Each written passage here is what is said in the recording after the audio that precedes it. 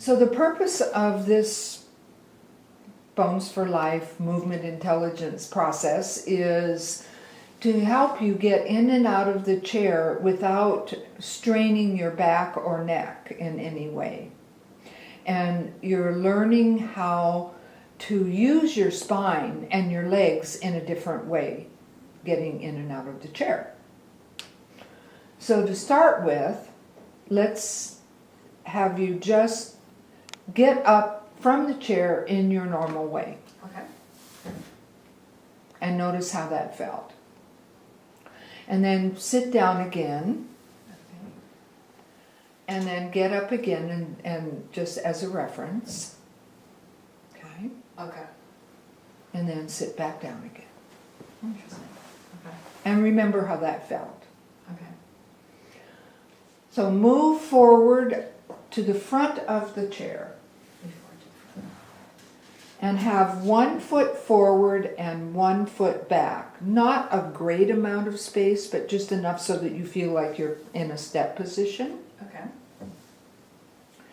And rock your body forward and notice what your upper body is doing. Okay. Just allow it to rock forward. And remind your body that you are operating according to a walking program, which you are highly experienced in.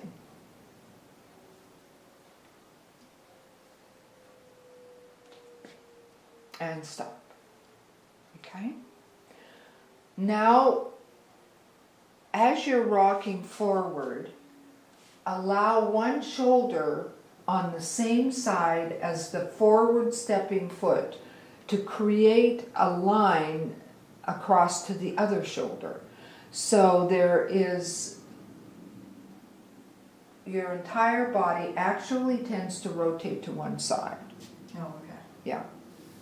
So as you're rocking forward, you're allowing the shoulder, the shoulder on the same side as your foot forward, creating that line to the opposite shoulder. okay. Okay?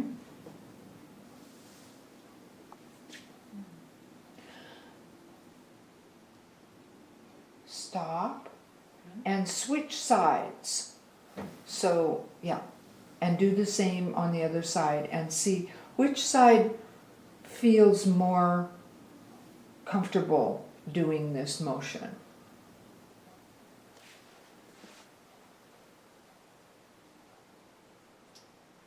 So for me, it is the right side.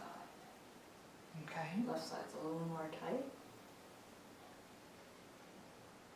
So this is as you probably have noticed, is a spiral, upward spiral twist. So go back to the side that's more comfortable. Okay.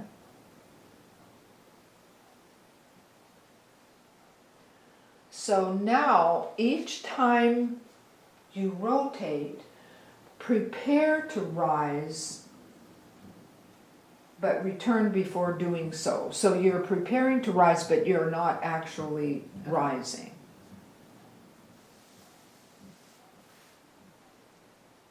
It's kind of hard not to rise. I know. It's like you really want to.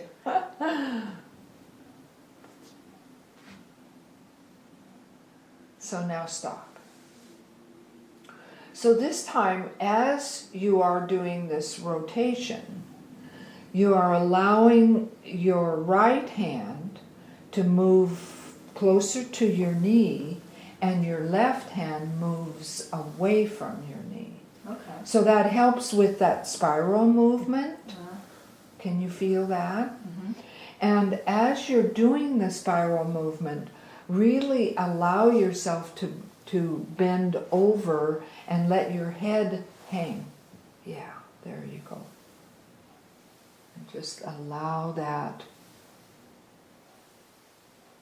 Good. So stop. Now move further, closer to the front of the chair. Okay? And stay and get back in that position again. So now you're going to do that same thing where you're allowing yourself to move even more forward, where your bottom, your seat, is starting to slip off of the chair. It's starting to move, so you can even come forward even more. That's right. So you're starting to allow it, so you're not standing yet, but you're coming far enough forward that your bottom starts slipping off of the chair. And as it starts to slip off, you just straighten your legs and stand. So when you feel stable enough, yeah, there you go. Now when you go back, do the reverse movement. Oh. There you go.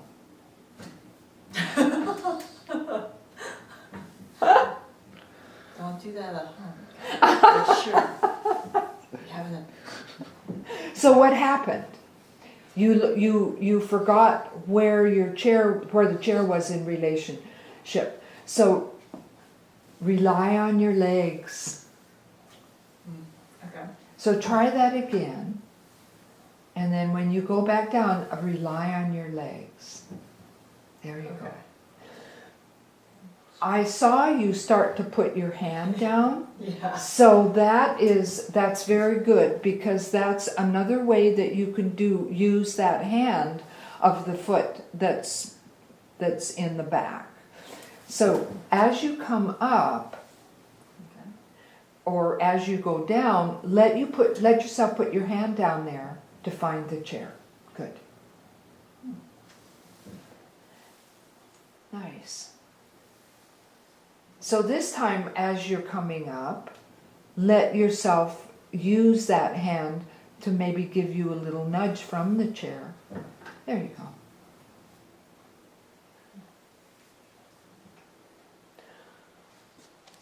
Easier this way. Mm-hmm. Mm-hmm. And you can put your hand on the back of the chair as well. Yeah. There you go.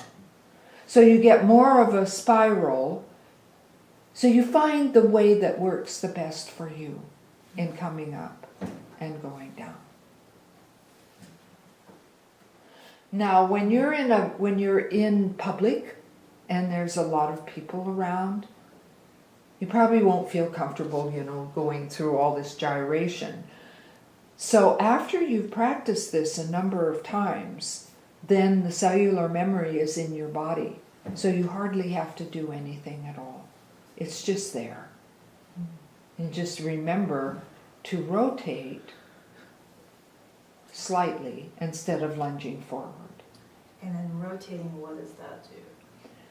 That takes the load off of your low back and your neck, and you're using your spine. Now, is this something that has to be altered? So I do this a little bit, this position, and then do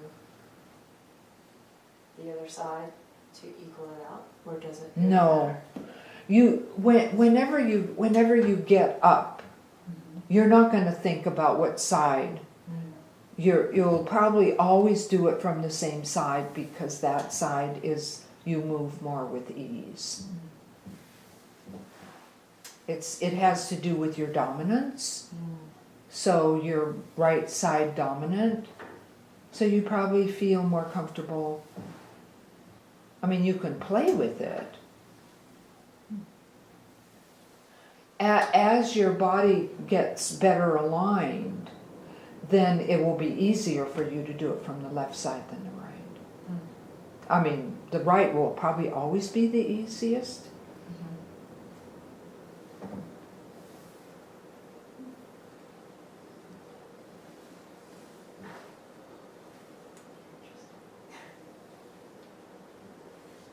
Okay, that's the lesson.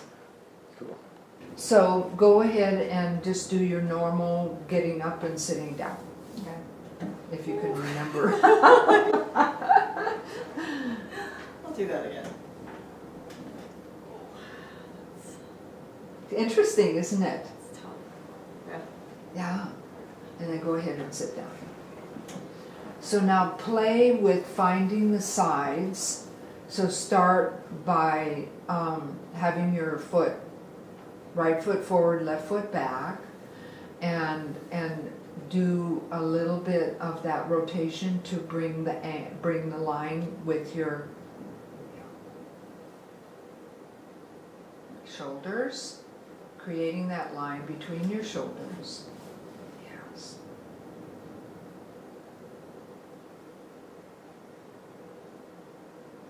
And allow your hands to move, your right hand moving forward, your left hand back, and allow your head to drop a little more as you move.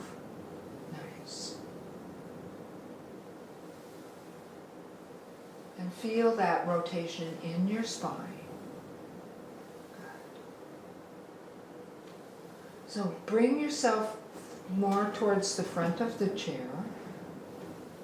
Get your feet in a stable position.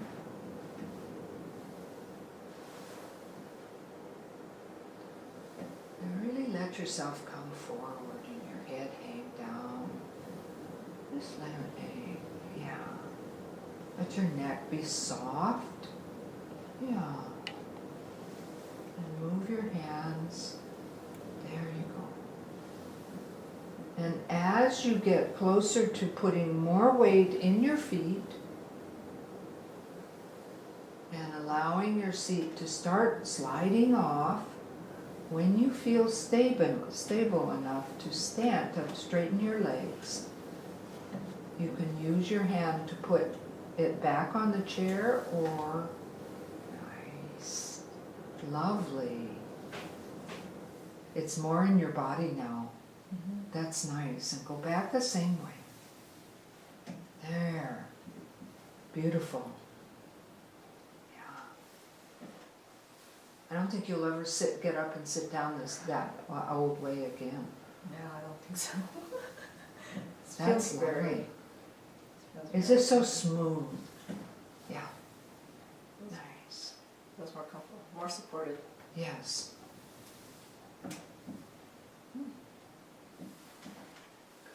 Oh, this is Isn't that fun? this is quite easy. Yes. I could do this all day. Yeah, what you're doing is you're reminding your spine to move in a spiral way instead of just up and down. And it's less strain on, actually, on my hip Mm-hmm. and my neck.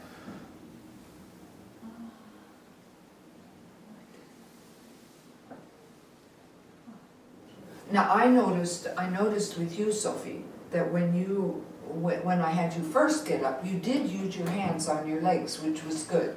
So you were supporting yourself and you weren't just doing the whole thing with your back. Right. So that was good. And elderly people, that's usually what they do. They rely on being, and that is one way of getting up, is like you're pushing on your legs so that you're not straining on your back. But if you don't do that, then as you come up, then there's this tendency where your head goes back. So you're pulling down and back with your head and neck, and then it sends this tension all the way down your spine. So see how I do that? I mean, you just do that automatically. Whereas when you're doing the spiral, then your head and neck just remains loose. You're not straining your neck at all.